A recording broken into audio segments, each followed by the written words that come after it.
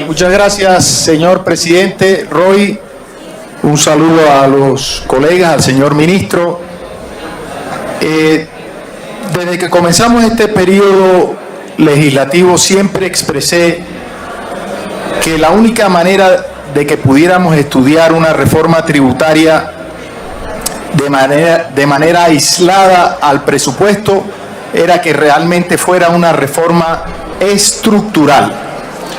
Y evidentemente estamos ante una reforma que es todo menos estructural, es una reforma que no se preocupa por los sectores de la economía, cuáles son los sectores que se le va a apostar, que se va a impulsar, que esté conectada con el empleo, con el crecimiento de los distintos sectores de la economía.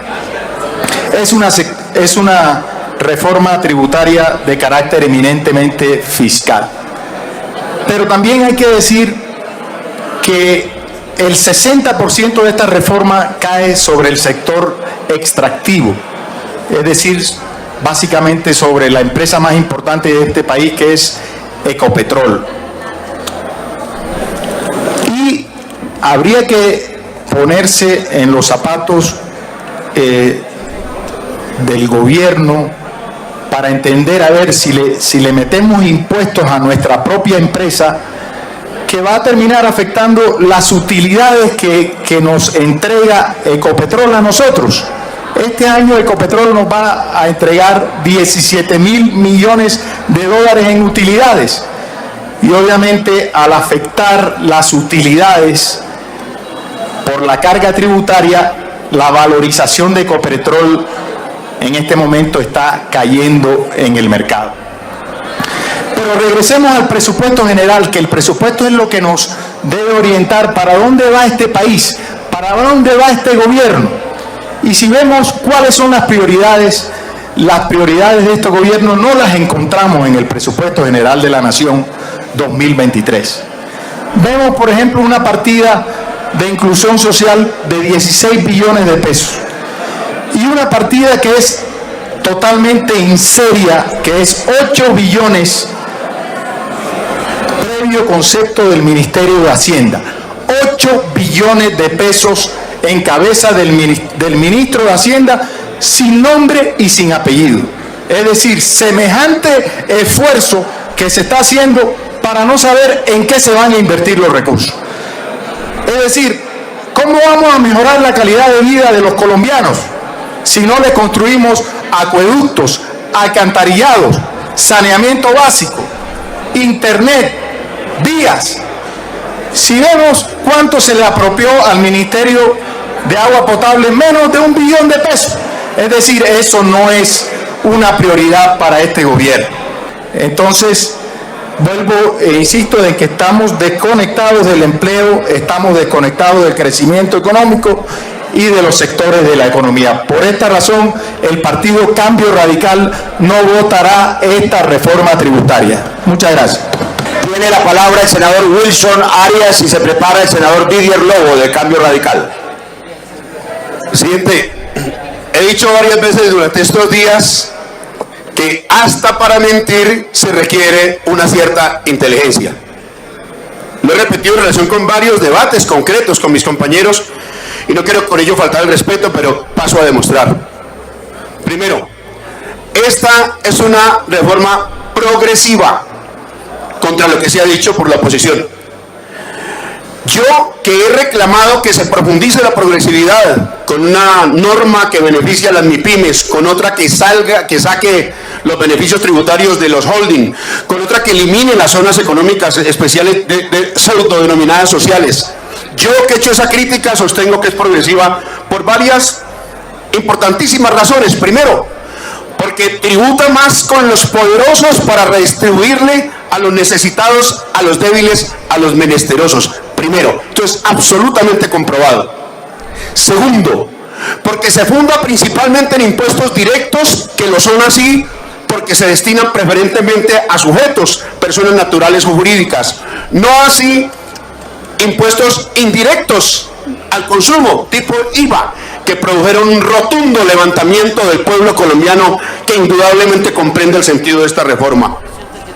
Tanto es así que en las asambleas populares le pregunto a la gente ¿Quién paga impuesto aquí de patrimonio? Y nadie levanta la mano. ¿Quién paga impuesto de renta, al capital, a la ganancia? ¿Quién paga IVA? Lo paga todo el pueblo colombiano. Segundo, esa es la razón por la cual en este recinto se levantan algunas voces contra esta reforma, porque le gustan los impuestos indirectos históricamente y no los directos. Esos directos que golpean a sus financiadores o golpean a ustedes en sus negocios. Impuesto al patrimonio. Lo paga aquel que tenga un patrimonio superior a 3.000 millones de pesos, desde luego que no en los sectores populares. Otros impuestos de renta, entre otros, 10 millones de pesos. Algún ponente reconocía que se dirige a los más poderosos, decía, y quiso disfrazar de clase media a los que ganan entre 25 y 60 millones de pesos para birlar el verdadero debate, porque la verdad es que es inequívoco el sentido de esta reforma tributaria. Pues bien, los sectores populares no tributan esos impuestos, tributan los indirectos. Eso es lo que les incomoda esta reforma, y finalmente por el tiempo, porque comprendo la brevedad. ¿A quiénes representan los sectores que aquí se han opuesto claramente a esta reforma? Representan a los banqueros, a los oligopolios, a las corporaciones nacionales y extranjeras, y por eso se expresan como se expresan. Más aún, ellos mismos comportan este interés. Aquí fue ponente negativo y en nombre del pueblo el dueño de un banco. A pocos minutos, ese banco se llama Serfinanza y se comportó en la pandemia de la misma manera que el resto del capitalismo financiero, derivando pingües ganancias mientras el pueblo se moría en sus casas de hambres y la micro y pequeña y mediana empresa cerraba. Serfinanza, para ser más exacto, que actuó por boca de Cambio Radical, acaba de hablar. ¿Qué hizo en pandemia? Cuando el Estado le proporcionó recursos públicos para que lo prestara a menos tasa de interés a los sectores sociales y empresariales, burló la norma de Duque y de Bancoldes en esta pandemia. Lo hizo pagando por encima de la tasa ordinaria que debería cobrar, burdamente, y Duque lo protegió. Yo hice la denuncia. Yo, señor Char, lo descubrí a usted en la Comisión Cuarta, en semejante, digo, a los dueños de Serfinanza, que es su familia, en semejante trapisonda.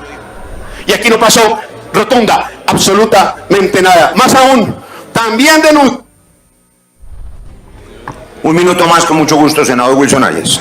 Bien denuncié que en medio de la pandemia el mismo banco Serfinanza, de propiedad de los Char, cobraba solicitudes de crédito de las gentes empobrecidas del país por 32.000 pesos. Y que como los demás, en Colombia, fíjese usted, fue casi que el único caso en el mundo donde el capitalismo financiero repartió ganancias en medio de la pandemia mientras se desplomaba la economía por la que tanto dicen respirar y suspirar, y mientras el pueblo se sacrificaba. No, esta reforma es rotundamente distinta de las de ustedes, señores, y por eso merece el abrazo y el acompañamiento popular. Muchas gracias, presidente. Senador Arturo Char, su réplica, con mucho gusto. Muchas gracias, señor presidente. Me sorprende esta intervención que hace este señor Wilson Arias sobre mí y sobre mi familia. Yo hice una intervención aquí sobre lo que yo pienso de esta reforma tributaria, que la considero que no es estructural, que realmente no tiene ninguna conexión con el sector productivo, está desconectada del empleo. Pero si usted me pregunta a mí por la pandemia, Arias, ¿qué hizo usted durante la pandemia cuando nosotros aquí votamos, por ejemplo, para que los colombianos tuvieran la vacuna? Usted votó en contra de la vacuna, usted votó en contra del PAEF, para que las empresas que estaban a puertas de perder empleo, no perdieran empleo. Además, mi familia es una familia que durante 60 años produce y genera más de 20.000 empleos directos en este país, y yo me siento orgulloso de ser representante.